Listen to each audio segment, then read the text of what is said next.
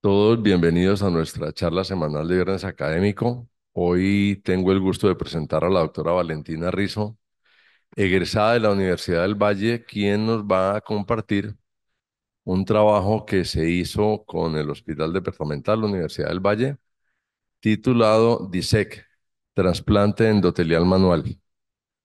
Un recurso cuando no hay recursos. La doctora les va a comentar exactamente de qué se trata y muchas gracias tanto a quienes están aquí presencial como quienes nos acompañan virtualmente por su interés y espero que sea de mucha utilidad la charla. Doctora Valentina, por favor.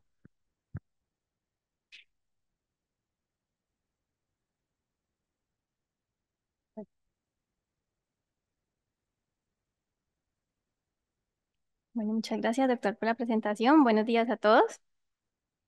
Bueno, entonces, para empezar, a manera de introducción, el endotelio corneal es una monocapa de células hexagonales que van a regular pues, la hidratación corneal, permitiendo así su transparencia.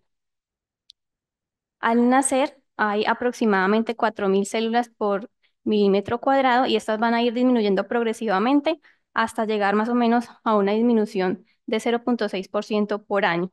Pero en ciertas condiciones pues hay una mayor disminución causando una disfunción endotelial corneal y por ende una acumulación de líquido en la córnea, reduciendo la transparencia, disminuyendo pues la agudeza visual y formando inclusive ampollas epiteliales dolorosas que son pues bastante sintomáticas. Bueno, la disfunción endotelial es una indicación común de un trasplante corneal por la limitada proliferación celular de esta capa y puede ser causada por varios factores, tanto primarios, que serían pues los genéticos, y secundarios, que serían los adquiridos, que son los que vemos aquí en esta diapositiva. La causa de disfunción endotelial abarcan tanto lesiones mecánicas como inflamatorias, infecciosas, lesiones químicas, enfermedades oculares concurrentes también. Dentro de las primarias, la principal y la tanto causa como razón de trasplante corneal es la distrofia endotelial de Fuchs. Y en cuanto a las secundarias, la más común es la queratopatía bulosa pseudofáquica o afáquica.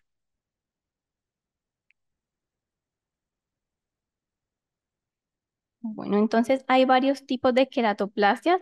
La queratoplastia penetrante, que ha sido por mucho tiempo como indicada como el manejo inicial de disfunción de células endoteliales, a pesar de que se trata pues de patologías en las que solo el endotelio corneal es el afectado y que las demás capas pues realmente se encuentran en un buen estado. Y entonces, en los últimos años se ha vuelto más común las queratoplastias endoteliales, en donde solo se reemplazan las capas internas de la córnea y hay varias técnicas de estas queratoplasias endoteliales. Entonces está la queratoplastia endotelial manual, por sus siglas que sería lo que conocemos como DISEC, que fue introducida en el 2020, en el 2004, perdón, pero al año anterior inmediatamente se introdujo la queratoplastia endotelial automatizada con pelado de Descemet, con la introducción del microquerátomo. Em, Posteriormente fue introducida también el otro tipo de queratoplastia endotelial, que es la queratoplastia endotelial de la membrana de DSM. En esta pues solo se va a trasplantar el endotelio y la membrana de DSM sin incluir el estroma corneal donante, que sí está incluido en las dos anteriores, que es la DISEC y la DISAEC. Entonces, cada una de estas técnicas implican un conocimiento y recursos considerables que no están disponibles en cualquier centro oftalmológico, y por eso pues la importancia de la que vamos a hablar específicamente el día de hoy, que es la DICE, que es la queratoplastia endotelial manual. Entonces, esta tiene varias indicaciones que consisten en el compromiso endotelial, opacidad corneal que no permita una adecuada visibilización de la cámara anterior, lo cual sí es requerido en otras técnicas como el DIMEC, y también cuando no haya disponibilidad de un equipo automatizado para poder realizar el DISAEC. En cuanto a las ventajas, pues esta realmente requiere un bajo requerimiento tecnológico. Los requerimientos del tejido también son menores. Básicamente, pues solo que el recuento endotelial sea adecuado. También permite una disección lamelar, es decir, el paralelismo que también voy a mencionar un poco más adelante con unas imágenes. Y pues también es una técnica realmente amigable y reproducible que pues cualquier cirujano con experiencia en implante de segmentos intracorneales puede realmente realizar este tipo de procedimiento. Entonces, la técnica quirúrgica consta de dos partes principales. La primera es la preparación del donante y luego ya la realizada como tal en el paciente. Entonces, en cuanto a la primera parte, vamos a traerles este videito para ir explicando. Entonces, primero se va a preparar el botón endotelial donante en una cámara artificial de catena y se va a realizar una incisión inicial con un bisturí de diamante que va a estar calibrado a 450 micras. Em, Esto porque, digamos, en este estudio no se contaba con un paquímetro intraoperatorio. Posteriormente, entonces, se va a realizar una disección con espátula de Meles hasta la periferia, como vemos aquí en el video. Posteriormente, se aplica viscoelástico intralamelar y se realiza una resección de la lamela anterior con esta tijera de hueso.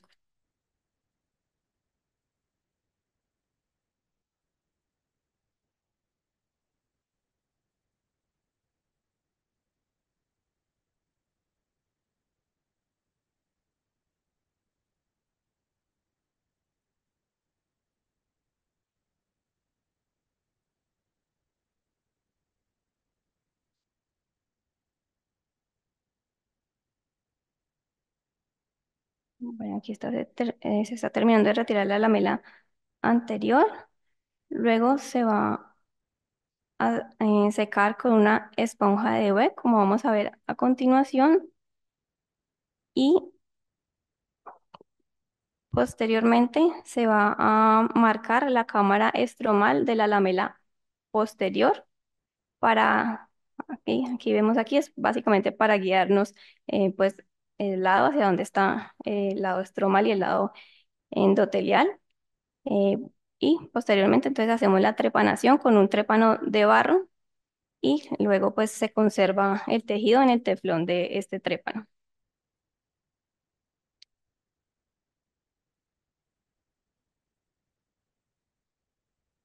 Bueno, entonces, en cuanto a la segunda parte, que es la realizada en el paciente, no, lastimosamente pues no tenemos video, pero entonces se los voy a explicar. Entonces, inicialmente se va a hacer una peritomía temporal, se va a realizar hemostasia y se va a hacer un surco córneo-escleral temporal inferior de 5 milímetros, seguido de una paracentesis inferotemporal y otra inferonasal.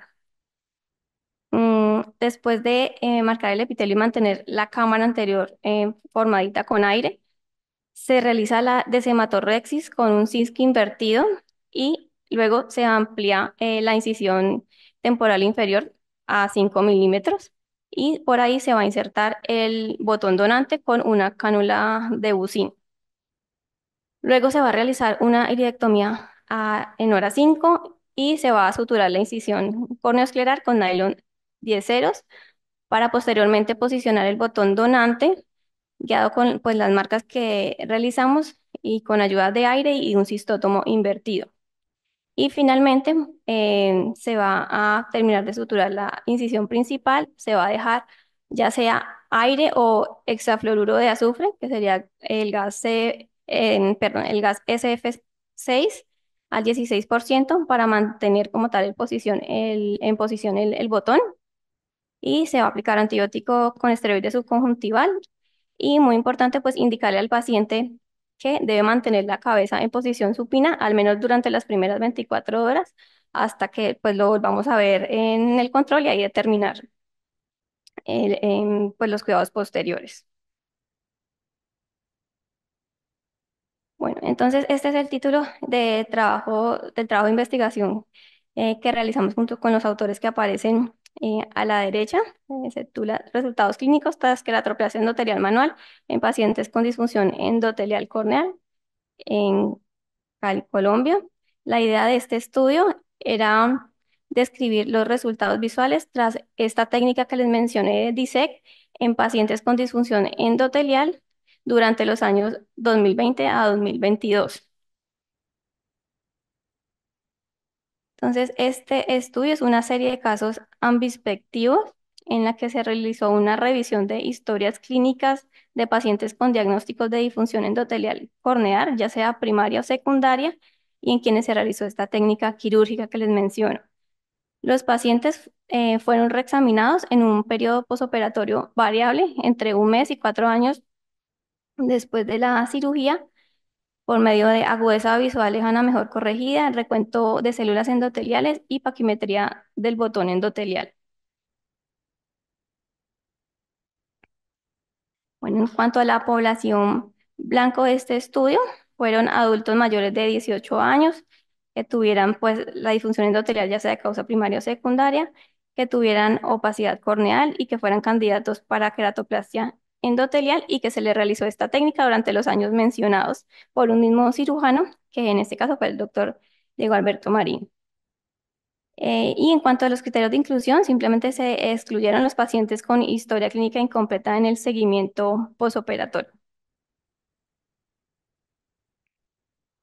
Bueno, entonces, con el fin de limitar los sesgos, eh, tanto de selección como de medición, la recolección y la medición de los exámenes lo realizaron pues personas entrenadas con adecuado conocimiento en el tema y los exámenes de control se realizaron en un mismo equipo por la misma persona para asegurar como la consistencia de las mediciones. Los equipos utilizados fue el microscopio especular de Topcon y el OCT Triton de Topcon también. Bueno, en cuanto al análisis estadístico, se realizó un análisis univariado de las características del paciente utilizando frecuencias y proporciones para las variables categóricas y medidas de tendencia central y dispersión para las cuantitativas. Y también se realizó un análisis bivariado para identificar diferencias entre las variables de estudio.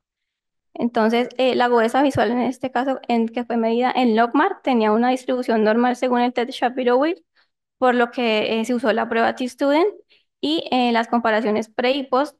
Se utilizó también esta prueba T-Student para las muestras pareadas y la significancia estadística se definió como una P menor a 0,05.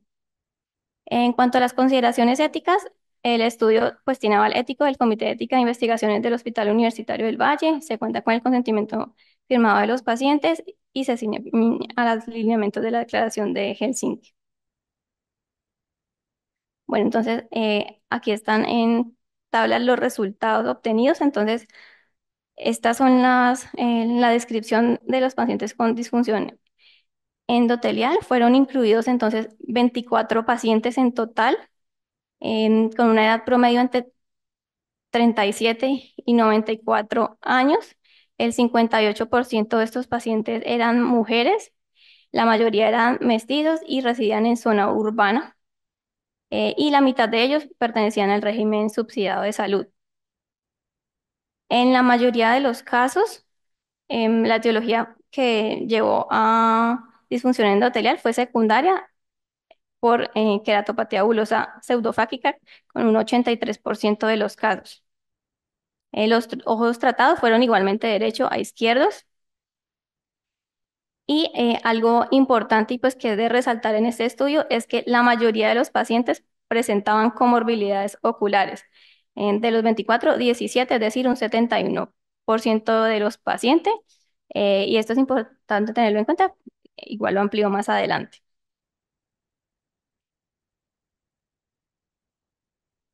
Bueno, entonces acá en esta figura, que es un gráfico de cajas y bigotes o box plot, se muestran las agudezas visuales pre y posquirúrgicas en escala de Logmar, como dice, igual a la derecha están en la escala de Snellen, como para una mejor comprensión.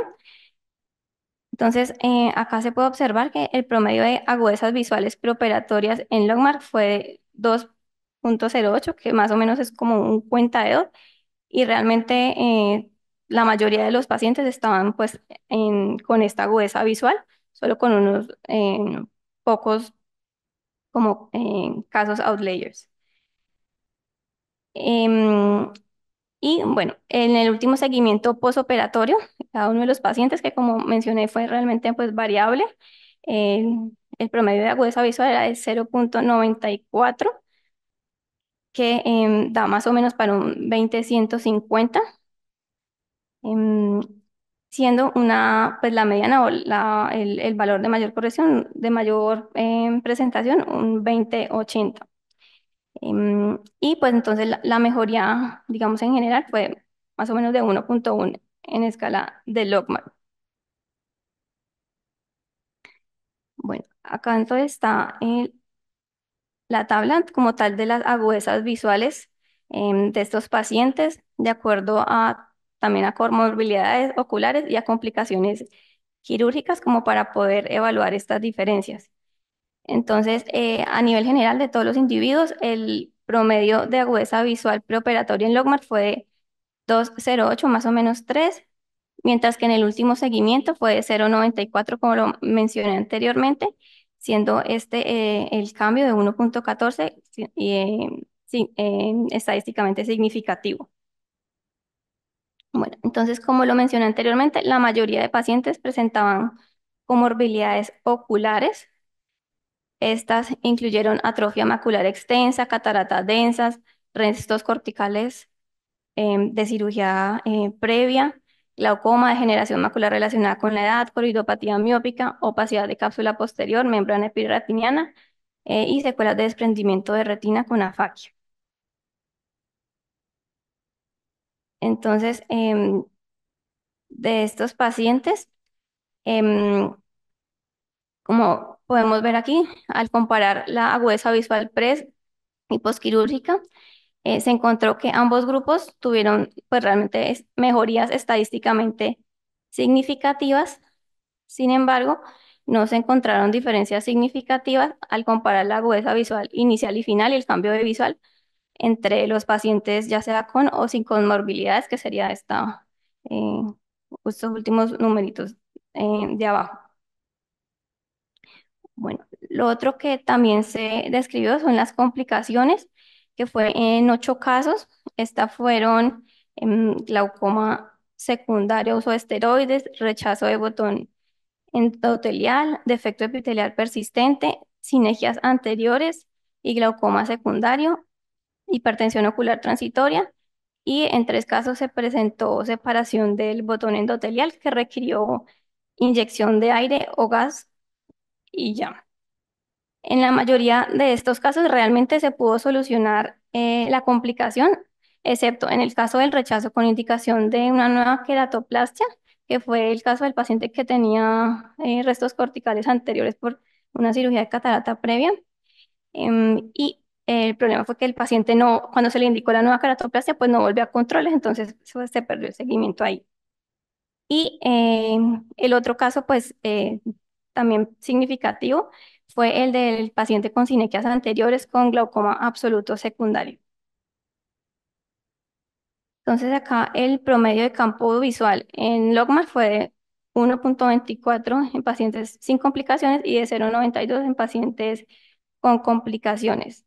Entonces se encontró pues, realmente mejoría visual en ambos grupos, eh, tanto con o sin complicaciones, y que ambos fueron estadísticamente significativas, pero igualmente no se encontraron diferencias significativas al comparar la agudeza visual inicial y final y el cambio entre los pacientes con o sin complicaciones. Entonces aquí con estas imágenes quería mostrarles pues realmente el tipo de pacientes digamos, que fueron la mayoría de este estudio, que fueron pacientes complicados como mencionamos. Por ejemplo, acá a la izquierda es la fotografía de una paciente que tenía un glaucoma avanzado con válvula de Dagmar y policoria, entonces pues no podremos esperar, digamos, igual una mejor agudeza visual final que un paciente que no tuviera todas estas complicaciones. Y aquí a la derecha también vemos un paciente con ojo único, con catarata, glaucoma, en donde pues una queratoplastia penetrante no sería una opción por el riesgo de una expulsiva Y pues otra técnica endotelial tampoco por la visualización de la cámara anterior tan limitada. Bueno, otro aspecto que se evaluó acá fueron las condiciones del botón endotelial. Entonces, como vemos inicialmente, la mayoría de donantes fueron menores de 40 años de edad y pues que esto es un factor importante para determinar también la viabilidad de determinados tipos de queratoplastia endotelial. Lo otro es que el promedio de recuento de células endoteliales del botón donante pasó de ser de 3.176, perdón, células por milímetro cuadrado a ser después de la cirugía de 1.124 para un total de una reducción total de 35.39% comparado pues con la inicial. Y aquí es importante tener en cuenta que esto solo se pudo medir en 8 de los pacientes, no en los 24. Y lo otro es que la paquimetría del botón endotelial que se pudo realizar en 13 de los pacientes después del año de la cirugía, también en fechas variables.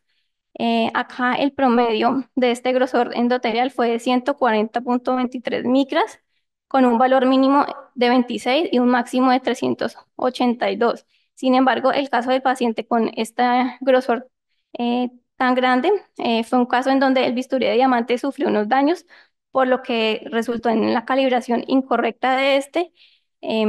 Y pues por eso como ese desfase tan alto, entonces al excluirse este caso del análisis, el promedio de la paquimetría de este botón endotelial es de 120.08 micras. Bueno, acá en esta figura es para mostrarles uno de los casos. Aquí están las imágenes posoperatorias tomadas con lámpara de hendidura en la derecha, perdón, la izquierda a los 3 meses y la derecha a los 5 meses después de la cirugía. Esta paciente estaba inicialmente con una agudeza visual de cuenta dedos, luego que se le midió pues finalmente fue de 20/50. Y por acá vemos los exámenes posquirúrgicos que se tomaron al año y medio tras la queratoplastia endotelial manual. A la izquierda vemos entonces el recuento de células endoteliales de 1.224 y a la derecha el OCT de córnea con espesor del botón endotelial de 148 micras.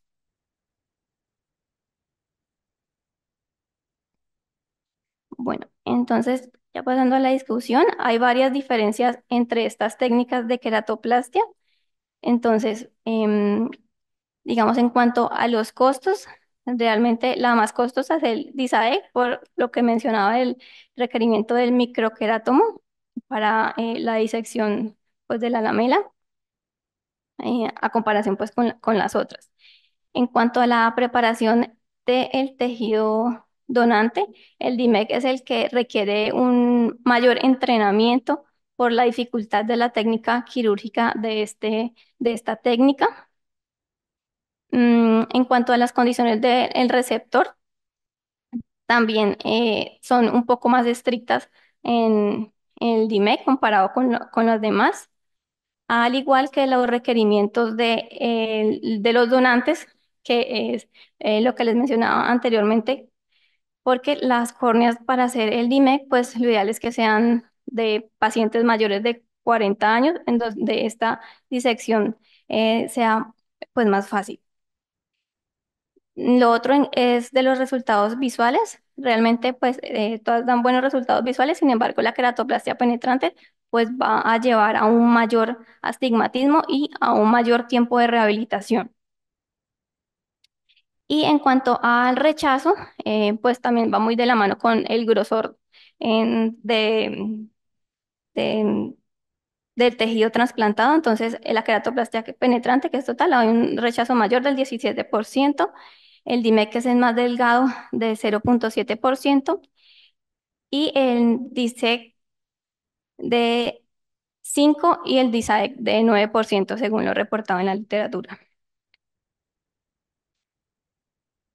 Bueno, entonces, bueno, voy a hablar como de cada uno de los resultados que obtuvimos y la comparación con otros estudios.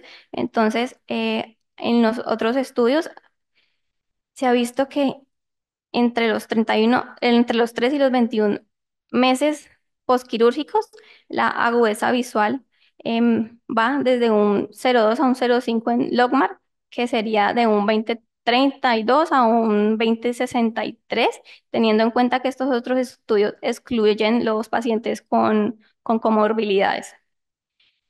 Y en este estudio, entonces, esta agudeza visual lejana mejor corregida se tomó entre el primero y los 33 meses postquirúrgicos y acá el resultado entonces es de 0,3 a 0,9 en logMAR, que sería desde un 20,40 hasta un 20,160. En cuanto a la pérdida de células endoteliales, entonces em, el promedio de recuento de células endoteliales donantes inicial fue 35,39% menos que la densidad inicial,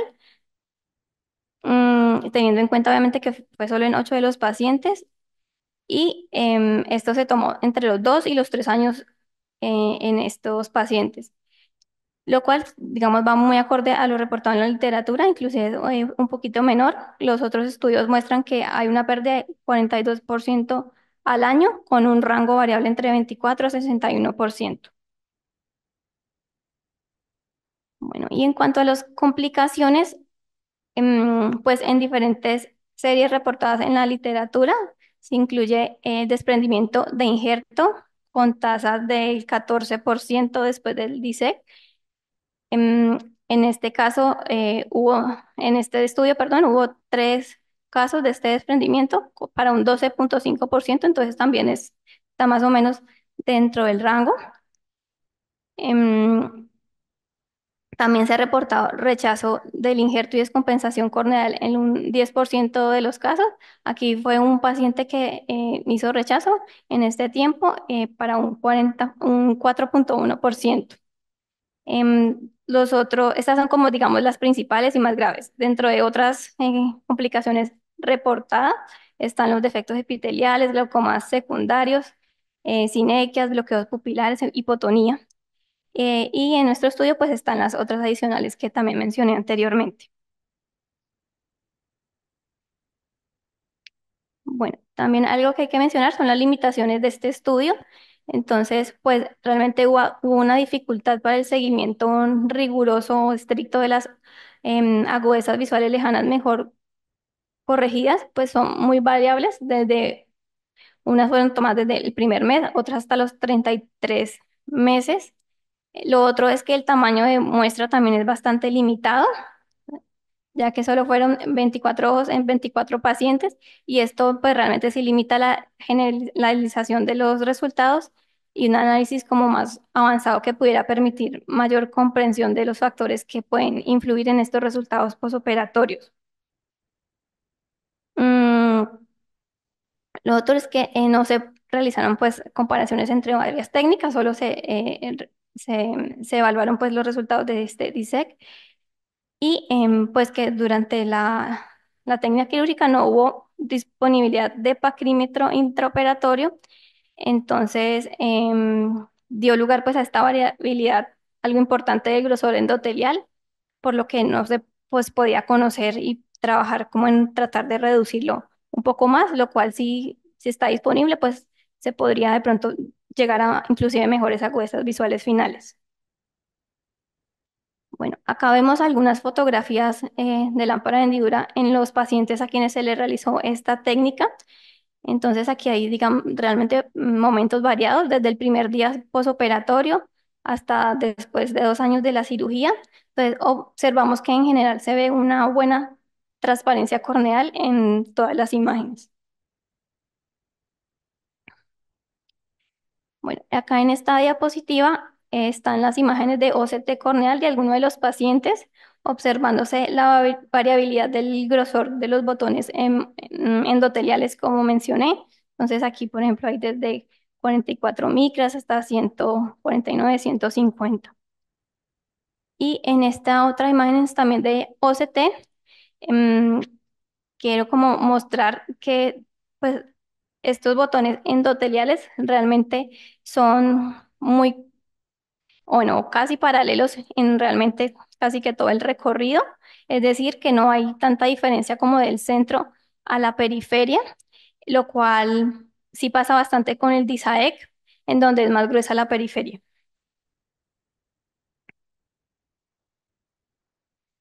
Bueno, acá hay como otros casos finales para mostrar que no fueron incluidos en el estudio por lo que las fechas eran diferentes al tiempo que habíamos estipulado inicialmente, pero también podemos ver pues la imagen en lámpara hendidura que donde se ve realmente una córnea bastante transparente, el recuento endotelial que en este caso fue 1941 y el OCT con el grosor endotelial de 139 micras. Esta paciente, por ejemplo, tenía una agudeza visual prequirúrgica de 20/400 y la cirugía se realizó por una queratopatía abulosa pseudofáquica. Acá este otro caso es un paciente de 69 años con una agudeza visual prequirúrgica de 20/400, secundaria a una queratopatía abulosa pseudofáquica también. Mm, Acá a los 5 años de la cirugía se observó una agudeza visual mejor corregida no, pero una agudeza visual sin corrección de 20/40 y con estenopeico de 20/30. Vemos también pues que está bastante transparente la córnea con un recuento endotelial de 860 y el grosor endotelial realmente bajito de 40 micras, como vemos en este OCT.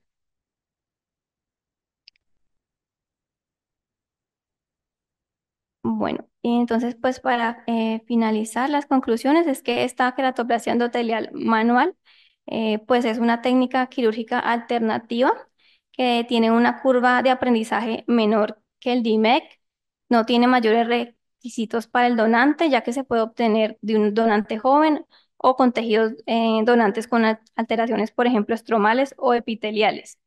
Y además se puede hacer pues también en pacientes con opacidad avanzada de córnea. La exigencia del equipo es mínima, por lo que se puede hacer en instituciones que no cuenten con este equipo automatizado. También requiere recursos menos costosos comparado con otras técnicas. Esto va a tener pues también beneficios socioeconómicos a poder aplicarse en más pacientes y pues deja buenos resultados posoperatorios en pacientes adecuadamente seleccionados. A pesar de esto, pues igual se requieren más estudios en donde estos resultados visuales se puedan medir mejor y puedan ser también comparables con otras técnicas. Gracias.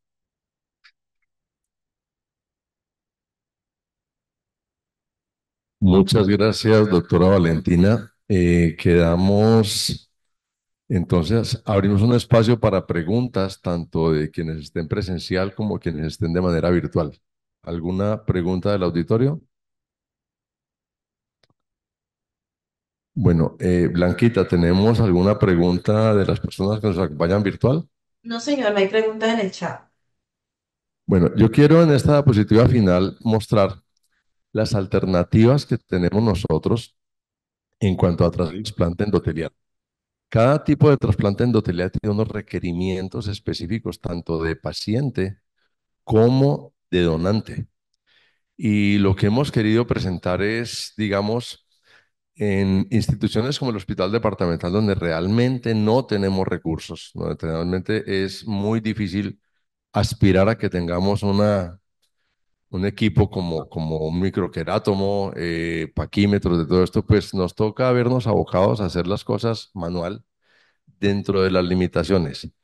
Y me pareció valioso, nos pareció valioso al equipo del hospital presentar esto porque nos llegan muchos pacientes con comorbilidades importantes, pacientes con glaucoma, con válvulas, ojos únicos, ojos muy complicados como nos llegan al departamental. Y en estos pacientes hacer un trasplante penetrante, que es la que nos quedaría en el hospital, pues es un riesgo muy alto. Entonces nos aventuramos a diseñar, a crear una técnica manual y a ponerla en práctica y la verdad es que han sido muy halagadores los resultados. No es comparable con otras técnicas porque lo que uno ve en la literatura es que es el paciente de la queratopatía bulosa pseudofáquica, el paciente sin comorbilidades, esto casi no se presenta. Y aquí tuvimos pacientes con problemas retinales serios.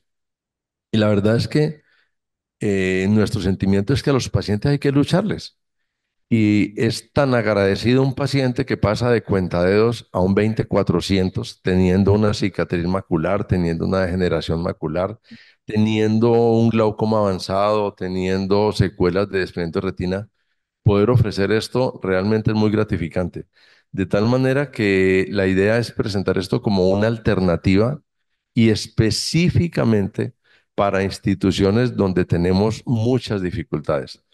En otras partes, como instituciones de la clínica de oftalmología, obviamente te podemos hacer todo nuestro espectro de trasplantes endoteliales en las mejores condiciones, lo cual no sucede en todas partes. Entonces, quiero mostrarles que si uno, y esto sobre todo para los residentes, si uno busca alternativas, usualmente las encuentra en pro del mejor beneficio para el paciente. Muchas gracias, doctora Doctor Valentina. Muchas Marín, gracias a todos por su doctor atención. Marín, Sí, doctor Marín, Es el sí, doctor estoy Mau. escuchando. ¿qué hubo? ¿Cómo están? Valentina, felicitaciones, la presentación estuvo excelente, pues nosotros que somos los que no conocemos todo este proceso. Creo que es interesante, Marín, lo que tú dices, que los residentes conozcan todas las alternativas para la utilización de las cosas desde lo más básico, ¿cierto? En esas dificultades que tenemos en muchos de los hospitales por la falta de básicamente de procesos, pues, y tener cómo tener equipos adecuados. Una pregunta para ustedes dos, desde el punto de vista de las enfermedades infecciosas. No vi que haya habido complicaciones infecciosas en los que vieron. Eso me pareció interesantísimo. Lo segundo es, ¿cuál es la profilaxis prequirúrgica que utilizan en estos casos? Raúl, la profilaxis es la estándar del hospital y pues como lo hemos discutido contigo y pues con el grupo, normalmente lo más importante aquí en este caso, en el plan de evitar infecciones, es la profilaxis prequirúrgica, entre ellas pues el adecuado lavado, que es el estándar que hacemos en las salas de cirugía del hospital. ¿No utilizan yopodidona en estos casos, Marín? Sí, sí, en todos los casos utilizamos yodopovidona.